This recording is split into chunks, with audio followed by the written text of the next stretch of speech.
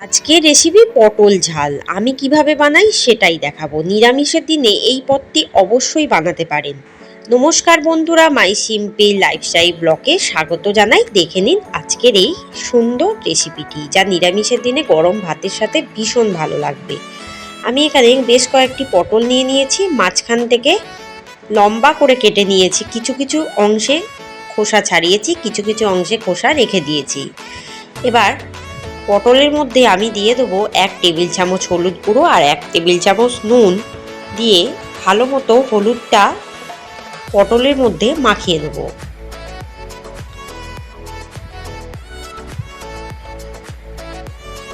খুব ভালোভাবে মাখিয়ে নিতে হবে হলুদটা, যাতে পটলের মধ্যে পুরো হলুদটা মাখানো হয়ে যায়। এবার কড়াই দিয়ে দেবো 6 টেবিল চামচ সর্ষের তেল।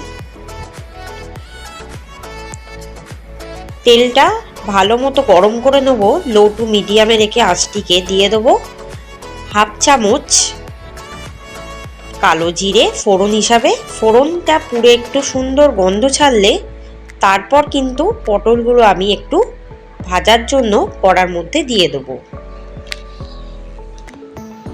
এই সময় আঁচটাকে একটু বাড়ানো যেতে পারে। একটু পটলটা ভালোভাবে ভেজে নিলে পটলের স্বাদ আসে, আর পটলের যে একটা গন্ধ থাকে সেটা কিন্তু চলে যায়। তাই পটলটাকে একটু ভালো মতো তেলের মধ্যে কিন্তু ধৈর্য সহকারে ভেজে নিতে হবে।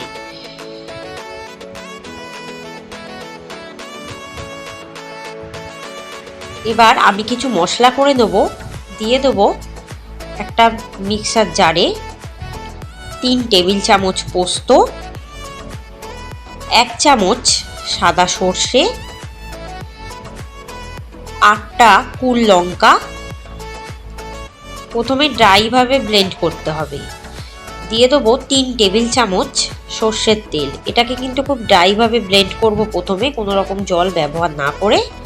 দেখুন এভাবে ড্রাইভাবে ব্লেন্ড হয়ে গেছে। এবার দিয়ে দেবো 1/2 কাপ জল আর আরও 2 টেবিল চামচ পোস্ত। এটাকে এবার খুব ভালো মতো ব্লেন্ড করলেই পোস্ত কিন্তু মিক্সারে বাটা হয়ে যাবে, আর সর্ষেও ভালোভাবে বাটা হয়ে গেছে। আর আমার কিন্তু পটলগুলো প্রায় ভাজা হয়ে গেছে। ভাজতে ভাজতে একটু দেখুন নরম হয়ে গেছে পটলগুলো। এবার দিয়ে দেবো 1/2 চামচ লঙ্কার গুঁড়ো,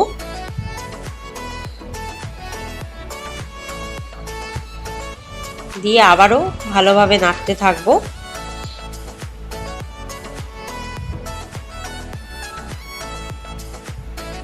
এরপর দিয়ে দেবো ওই সর্ষে পোস্তর পেস্টটা, দিয়ে একটুখানি কষিয়ে দেবো।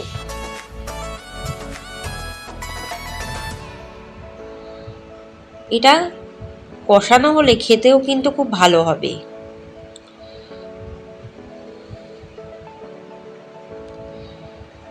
কষানোর সময় দিয়ে দেবো 4 টেবিল চামচ সর্ষের তেল।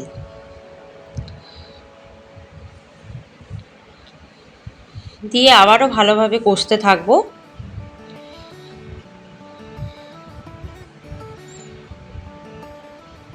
বেশ ভালোভাবে কষানো হয়ে গেছে, তেল ছেড়ে দিয়েছে। তারপর দিয়ে দিলাম পরিমাণ মতো নুন আর 1 টেবিল চামচ চিনি।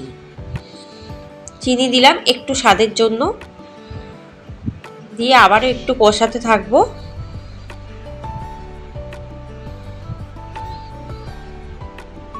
দেখুন কষানো প্রায় হয়ে গেছে, তেল কিন্তু ছেড়ে দিয়েছে, আর একটা গন্ধও ছাড়বে কষানোর পর।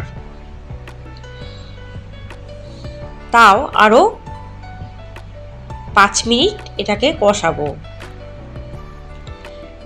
এরপর দেখবো যখন তেল ছেড়ে দিয়েছে, মশলা গায়ে লেগে যাচ্ছে কড়ার গায়ে, তখন 1/2 কাপ জল দিয়ে দেবো। দিয়ে মশলাটা ভালোভাবে মিশিয়ে নেব।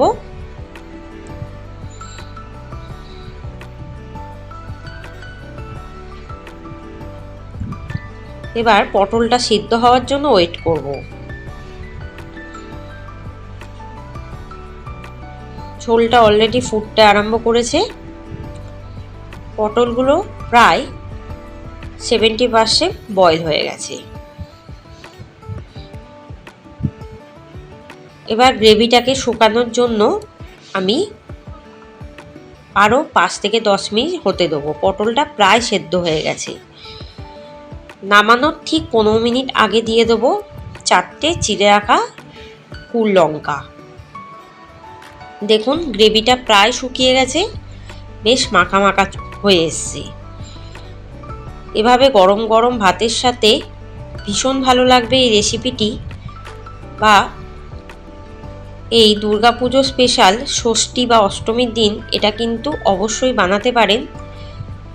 এটা কিন্তু লুচির সাথে বা পরোটার সাথে এই রেসিপিটা ভীষণ ভালো লাগবে। দেখুন প্রায় শুকিয়ে নিয়েছি আমি গ্রেভিটা। যত শুকানো হবে খেতেও তত টেস্টি হবে। এভাবে রান্না করুন বাড়িতে আর আমাকে কমেন্টে জানান। এবার নামিয়ে সার্ভ করে দিলেই কিন্তু রেডি হয়ে যাবে এই সর্ষে পোস্ত পটল।